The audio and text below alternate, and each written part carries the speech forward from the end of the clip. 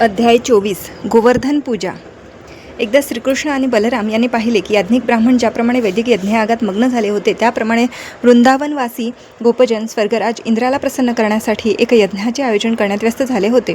इंद्रदेव पाणी पुरवठा करणारा देव आहे. श्री चैतन्य चरितामृतात म्हटले आहे, केवळ कृष्ण भावनेत अर्थात कृष्णांच्या प्रेममय दिव्य सेवेत संलग्न होऊन आपण सर्व प्रकारच्या ऋणातून मुक्त होतो असा कृष्ण भक्ताचा दृढ विश्वास असतो. कृष्ण भक्ताला वेदांमध्ये सांगितलेली कर्मकांडे आणि देवी देवतांची उपासना देखील करण्याची आवश्यकता नसते. श्रीकृष्णांचा आश्रय घेतलेल्या भक्ताने सर्व वैदिक कर्मकांडे आणि सर्व प्रकारची देवोपासना केलेली असतात. देवोपासना आणि कर्मकांडे संपन्न करून कोणी कृष्णभक्ती विकसित करीत नाहीत, परंतु श्रीकृष्णाच्या सेवेत पूर्णपणे संलग्न झालेल्या व्यक्तीने अगोदरच सर्व वेदाज्ञांचे पूर्णपणे पालन केलेले असते. वृंदावनात उपस्थित असताना श्रीकृष्णांना आपल्या भक्तांची अशी दुय्यम स्वरूपाची कर्मे थांबवून एकमेव शुद्ध भक्तीची दृढपणे संस्थापना करावयाची इच्छा होती. श्रीकृष्ण सर्वज्ञ भगवंत आहे आणि गोपजन इंद्रिय यज्ञाची सिद्धता करीत असल्याचे त्यांनी जाणले होते, परंतु सभ्यतेचा एक भाग म्हणून ते नंद महाराजांसारख्या वयस्कर व्यक्तींकडे अतिशय आदराने आणि विनयाने विचारणा करू लागले. श्रीकृष्णाने आपल्या पिताला विचारले, बाबा, गोपसमाज जो एक मोठा यज्ञ संपन्न करू इच्छित आहे तो यज्ञ कोणता? अशा यज्ञाचे फळ काय? हा यज्ञ कोणासाठी करावयाचा असतो? तो कसा संपन्न करावयाचा असतो? या सर्व गोष्टी तुम्ही मला सांगाल का? या यज्ञाविषयी जाणून घेण्याची मला फार उत्कंठा आहे. कृपया यज्ञाचा हेतू मला स्पष्ट करून सांगा. श्रीकृष्णांची जिज्ञासा ऐकून नंद महाराज मौनच राहिले. त्यांनी विचार केला की या बालकाला यज्ञातील आंतरिक गोष्टी समजणार नाही. तथापि श्रीकृष्ण हट्टाने म्हणाले, बाबा, मोठ्या मनाच्या साधू स्वभावाच्या व्यक्तींना गुप्त ठेवण्यासारखे काही असत नाही. ते कोणालाही शत्रू अथवा मित्र समजत नाही. ते कोणालापासून काहीही लपवित नाही. इतकेच काय, पण अगदी अनुदार व्यक्तींना देखील कुटुंबातील सभासद मित्र यांच्यापासून काहीही गुप्त ठेवू नये. अर्थात शत्रुत्व करणाऱ्या व्यक्तीपासून त्यांना काही गोष्टी गुप्त ठेवाव्या लागतात. तो भाग निराळा. म्हणून तुम्ही माझ्यापासून कोणतीही गोष्ट गुप्त ठेवू नये. सर्व व्यक्ती सकाम कर्मात संलग्न आहेत. काही जण या कर्माने तात्पर्य तथा परिणाम जाणतात, तर काही अशा कर्माचा हेतू न जाणताच ती संपन्न करतात. सखोल ज्ञानाने कर्म करणारा पूर्ण फळ प्राप्त करतो, परंतु कर्माचे ध्यान नसताना कर्म करणारा पूर्ण फळ प्राप्त करीत नाही. म्हणून तुम्ही करणार असलेल्या यज्ञाचा हेतू कृपया मला नीट कळू द्या. हा यज्ञ वेदाज्ञेनुसार होत आहे की हा केवळ एक प्रचलित उत्सव आहे? श्रीकृष्णाने अशा प्रकारची जिज्ञासा केल्यानंतर नंद महाराज उतरले. प्रिय बाळ, हा यज्ञोत्सव आपल्या येथे पहिल्यापासून परंपरागत चालत आला आहे. देवराज इंद्रांच्या कृपेमुळे पाऊस पडतो. मेघ त्याचे प्रतिनिधी आहेत. आपल्या जीवनासाठी पाणी अतिशय महत्त्वाचे, किंबहुना पाणी हे जीवन आहे आणि म्हणून पावसावर नियंत्रण करणाऱ्या इंद्र महाराजांविषयी आपण कृतज्ञता दाखविलीच पाहिजे. त्यांनी कृपा करून मेघ पाठविले.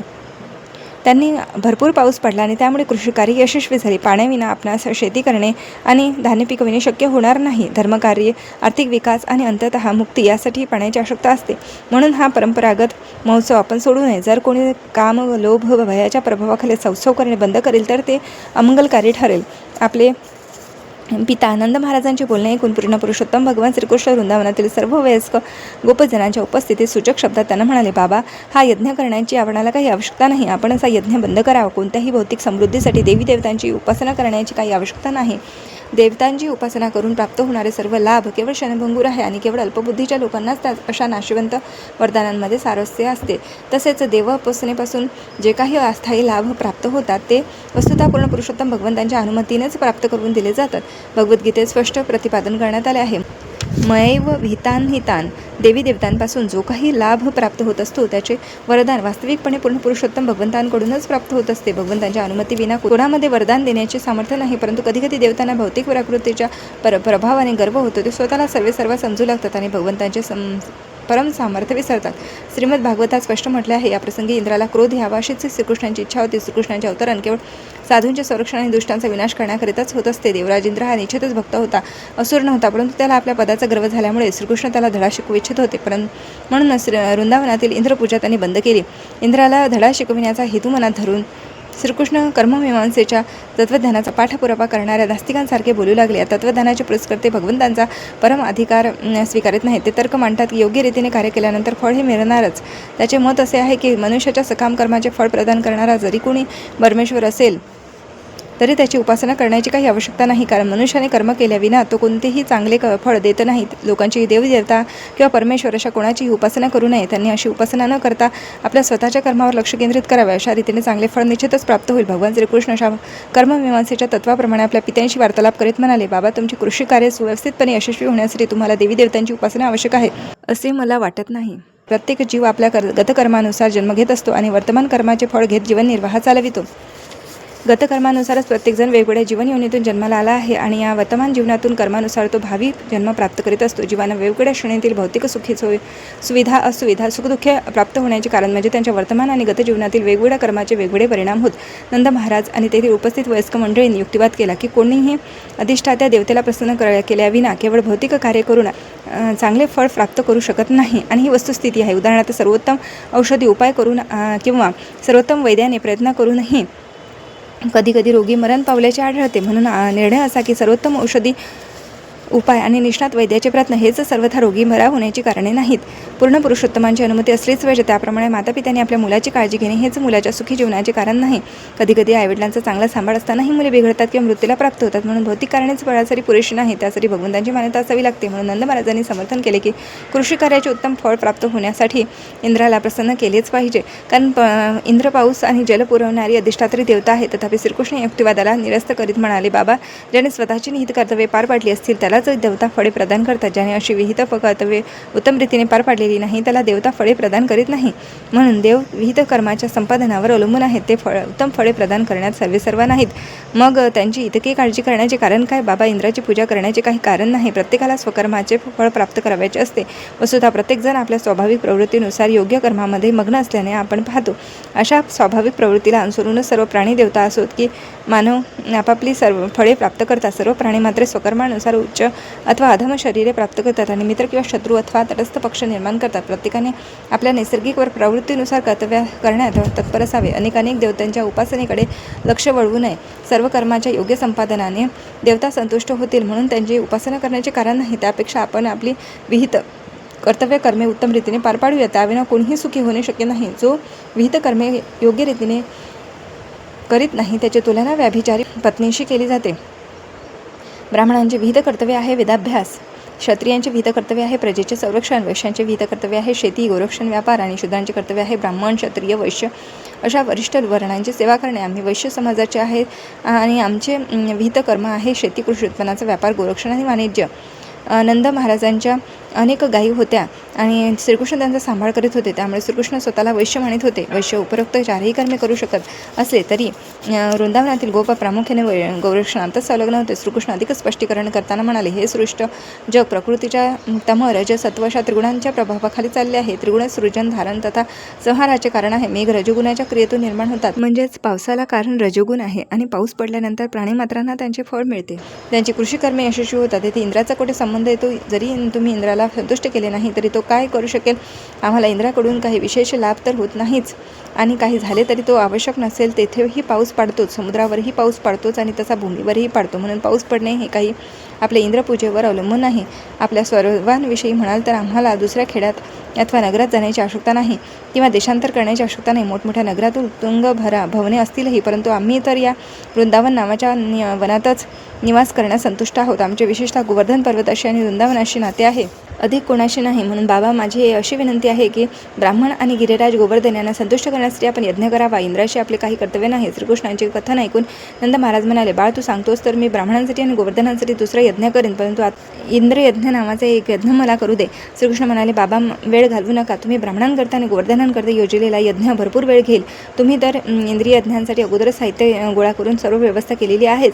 म्हणून आता आपण या सर्व गोष्टींचा ब्राह्मणांना आणि गिरिराज गोवर्धनाला संतुष्ट करण्यासाठी आताच उपयोग करू. शेवटी नंद महाराज आपल्या पुत्राच्या म्हणण्यास नकार देऊ शकले नाही. तदनंतर गोपजनांनी श्रीकृष्णांना विचारले, श्यामसुंदर, तुझ्या इच्छेने हा यज्ञ कसा संपन्न केला जावा ते सांग. तेव्हा त्यांना मार्गदर्शन करीत श्रीकृष्ण म्हणाले, यज्ञाकरिता आलेला तूप आणि धान्यापासून वेगवेगळ्या प्रकारची स्वादिष्ट व्यंजने सिद्ध करा. भात, वरण, हलवा, भजी, पुऱ्या, पोहे, कचोऱ्या, शुक्ता, शाकभाज्या, नलिता, कुष्मांड, डालना, पुरणपोळी, सार, दुग्धतुंबी, मोचा, मुगवडे, घाया, मांडे, घावणे, शेषकुली, पिष्टक, कढी, पायस, कर्पूर, अमृत केली, रंभा, अमृत, रसाळ, लुची, रसपुरी, सारणपुरी, लाडू, रसावली, वेद चटण्या, लोणची अशी अनेक व्यंजने, तसेच खीर, पायासान्न, बाजुंदी, रबडी, रसगुल्ले, संदेश, गोड दही, पनीर, गुलाबजाम असे दुधाचे अनेक पदार्थ बनवा. वैदिक मंत्रांचे उच्चारण करू शकणाऱ्या आणि यज्ञाहुती देणाऱ्या ब्राह्मणांना आमंत्रण द्या. त्यांना सर्व प्रकारच्या धान्याचे दान करा. सर्व गायींना भरपूर खाऊ घालून त्यांना सजवा. त्यानंतर ब्राह्मणांना दक्षिणारूपाने भरपूर धन द्या. या प्रसंगी कुत्र्यासारख्या निम्न योनीतील प्राण्यांसह तसेच चांडाळांसारख्या अधम श्रेणीतील लोकांसह सर्वांनाच भरपूर प्रसाद भोजन दिले जावे. सर्वांनाच भरपूर प्रसाद भोजन दिले जावे. गायींनी भरपूर सकस गवत खाल्ल्यावर गोवर्धन पूजा नामक यज्ञाला प्रारंभ करावा. अशा यज्ञाने मला अत्यानंद होईल. श्रीकृष्णाच्या या विधानातून श्रीकृष्णांनी वश समाजाच्या अर्थव्यवस्थेचे संपूर्ण व्यवहार्य कार्य वर्णन केले आहे. मानव समाजातील ब्राह्मण, क्षत्रिय, वैश्य, शूद्र, चांडाळ असे सर्व वर्ग, तसेच गाय, श्वान, बकऱ्या असा पशुवर्ग, अशा प्रत्येकाची एक भूमिका असते. तसे प्रत्येक जण अखिल समाजाच्या कल्याणासाठी सहकार्याने कर्म करण्याकरिता आहे. त्यात केवळ सजीवांनाच नव्हे तर डोंगर, भूमी, वने यासारख्या गोष्टींनाही समावेश आहे. समाजाच्या आर्थिक उन्नतीला विशेषतः वैश्य वर्ग उत्तरदायी असतो.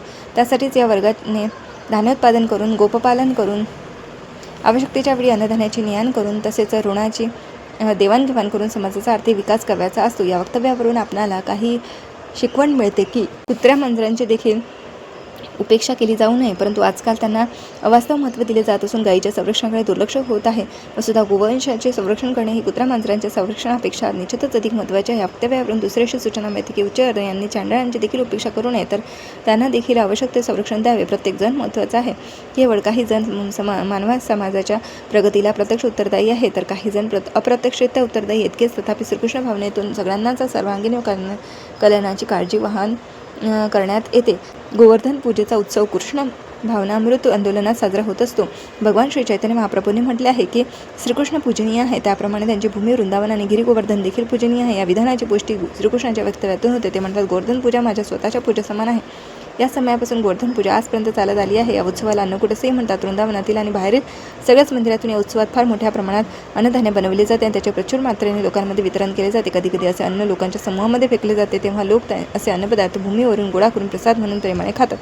यावरून आपल्याला समजते की भगवान श्रीकृष्णांना अर्पण केलेला प्रसाद भूमीवर पडला तरी तो दूषित होत नाही, म्हणून लोक असा प्रसाद गोळा करतात आणि मोठ्या आनंदाने त्याचे भक्षण करतात. स्वर्गीय लोकांचा परमाधिपती असल्याचा इंद्राला मोठा अभिमान झाला होता. इंद्राला धडा शिकवण्याकरताच पूर्ण पुरुषोत्तम भगवान श्रीकृष्णाने गोपजनांना इंद्रयज्ञ थांबवून गोवर्धन पूजा करण्याचा समुपदेश दिला होता. नंद महाराजांसही सर्वच प्रामाणिक आणि सरळ स्वभावाच्या त्या गवळ्यांनी श्रीकृष्णांची सूचना स्वीकारली आणि त्यांच्या आदेशानुसार सर्व गोष्टी यथावत संपन्न झाल्या.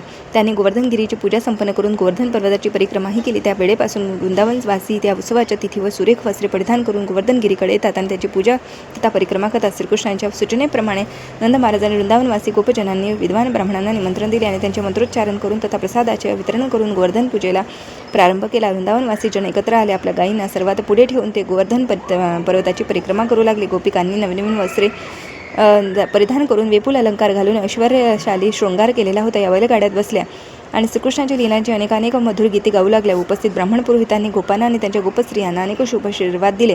या सर्व पूर्ण झाल्यावर भगवान श्रीकृष्णांनी एक विशाल असे दिव्य रूप धारण केले आणि आपण स्वतःच गोवर्धन पर्वत असल्याची वृंदावनवासी जनांसमोर उद्घोषणा केली. यातून त्यांना आपण स्वतः आणि गोवर्धन पर्वत अभिन्न असल्याचे दाखवून द्यायचे होते. तदनंतर श्रीकृष्णांनी गोवर्धनाला अर्पण करण्यासाठी आलेली सर्व प्रकारची व्यंजने सहजताने भक्षण केली. आजही गोवर्धनगिरीला भगवान श्रीकृष्णांशी अभिन्न समजण्यात येते. थोर भक्त गोवर्धनशिला अर्चनेसाठी घेऊन जातात. श्रीकृष्णाच्या अश्र विग्रहाची ज्याप्रमाणे मंदिरातून अर्चना होते तशी त्या शिलांचीही अर्चना होते. कृष्ण भावनामृत आंदोलनाचे अनुयायी गोवर्धन पर्वताच्या लहान लहान शिला आणि खडे घेऊन आपल्या घरी त्यांची पूजा करू शकतात. कारण अशी पूजा श्रीविग्रहाच्या पूजे इतकीच कल्याणप्रद आहे. स्वहस्ताने भोग भक्षण करणारा भगवान श्रीकृष्णांचा श्रीविग्रह हा त्यांचेच भिन्न स्वयंरूप होते. भगवान श्रीकृष्णांनी इतर सर्व ब्रजवासी जनांसहित त्या विशाल श्रीविग्रहाला आणि गोवर्धनगिरीला सदर प्रणाम केला. भगवान श्रीकृष्ण त्यावेळी सर्वांना संबोधित करीत म्हणाले, प्रिय ब्रजवासी जन हो, पहा तर गोवर्धनगिरीने किती विशाल रूप धारण केले आहे. आपली भेट स्वीकारून आपल्याकरिता किती कृपा दर्शविली आहे. श्रीकृष्ण पुढे म्हणाले, जो कोणी मी दाखवून दिलेल्या पद्धतीप्रमाणे गोवर्धन पूजा संपन्न करण्याची अपेक्षा करेल तो कधी सुखी होणार नाही. गोवर्धनगिरीवर भरपूर सर्प आहेत आणि जे लोक गोवर्धन पूजेच्या विहित कर्तव्याची उपेक्षा करतील त्यांना हे सर्प दंश करतील आणि त्यांचा मृत्यू होईल. स्वतःचे आणि आपल्या गोवर्धनाचे निश्चित कल्याण इच्छिणाऱ्या सर्व वृंदावनवासी जनांनी मी निश्चित केल्याप्रमाणे गोवर्धनगिरीजवळ त्यांची पूजा करावी. अशा प्रीतीने गोवर्धन पूजा महोत्सव साजरा करून वृंदावनवासी जनांनी ब्रजराज कुमार श्रीकृष्णांच्या आदेशाचे पालन केले आणि ते आपापल्या स्थानी परत गेले. अशा रीतीने कृष्ण पूर्ण पुरुषोत्तम भगवान या ग्रंथातील गोवर्धन पूजा नामक अध्यायातील भक्तिवेदांत भाष्य संपन्न.